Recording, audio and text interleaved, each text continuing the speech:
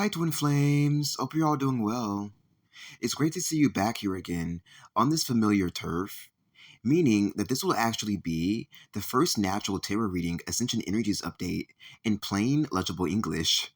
In order to counteract the high my mouth's been on for the past few weeks, practicing and putting to use the foreign ancient Egyptian prophetic light code language I inherited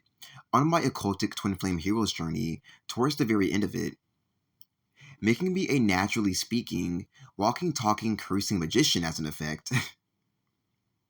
Let's go over really quickly what the last quarter moon even is, here from February 20th to the 21st, in order to be more efficiently prepped before we dive full in, shall we? The last quarter moon is named this due to the phase it's in that makes it appear partially lit up in the sky by 3/4.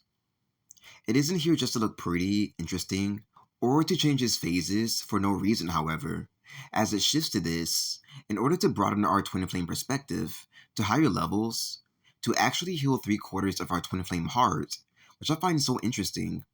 representing the moon very surprisingly in addition, from all past hurts, limitations, karmic attachments, and heartbreak if we intend this, separating us from our true twin flame connection's depth, which we are going to achieve and work on for sure throughout this entire reading in the background to reap the most advantage of the last quarter moon's effects, as well as to close down chapters of our lives from 3 weeks prior, very helpful throughout a twin flame ascension process, so that we may accumulate all that we've learned prior in this way, and just what we need to move forward in life very quickly without being held back, and progress forward to brighter space and territory within our sacred twin flame unions, whether together or separate from each other in the physical for the time being. So, now that we've wrapped our heads around what the last quarter moon is, looks like, and what it does for us whenever active, I think we're full enough to get into the mini reading journey. Let's begin. The first card that volunteered its attributes to our twin flame learning journey is the major arcana of the moon. Right now, I'm feeling and seeing a full circle completion taking effect within the card,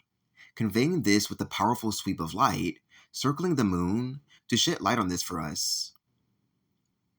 The sensations of my heart becoming so full and then dropping down from the moon and into the safe, sacred city earth beneath it then came over me next,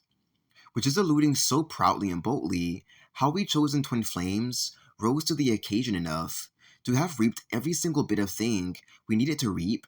from the ascension process we had at our disposal for the past several years, since it officially activated in 2010 in the original heyday to support us magically. This grand achievement we finally surpassed as one will be what brings us our abundance, crucifying the game makers and hosts tremendously for playing with us like video game characters by making us wait for our own inheritance and birthrights for so pettily long whilst receiving it.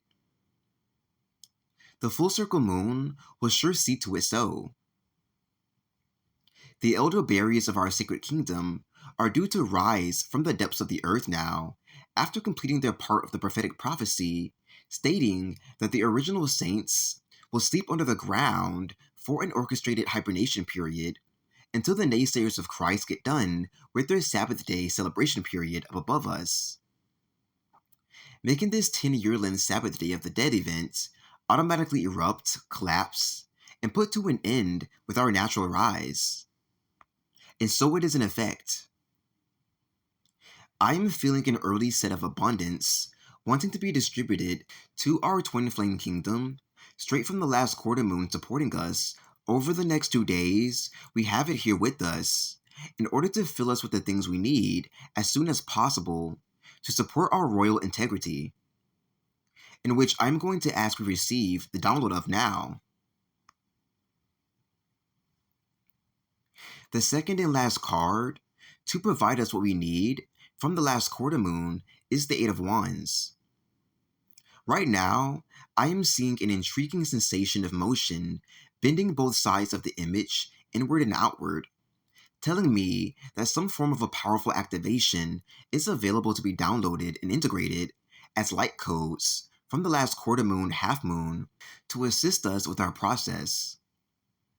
When feeling into it, to dissect the chain of motions messages located within the tarot illustration, the colorful foliage on both sides of the card picture began to take essence to coat me with a much better personality.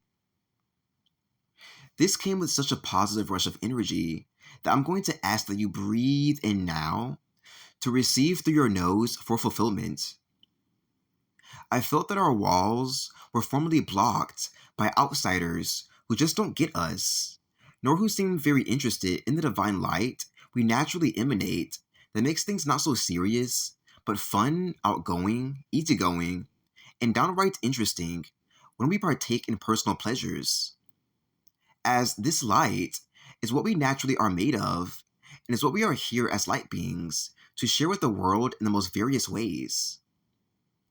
in which we have gotten the chance to finally fix, tidy up, and rewire right through the matrix system in order to mark this so all across the world with swiftness.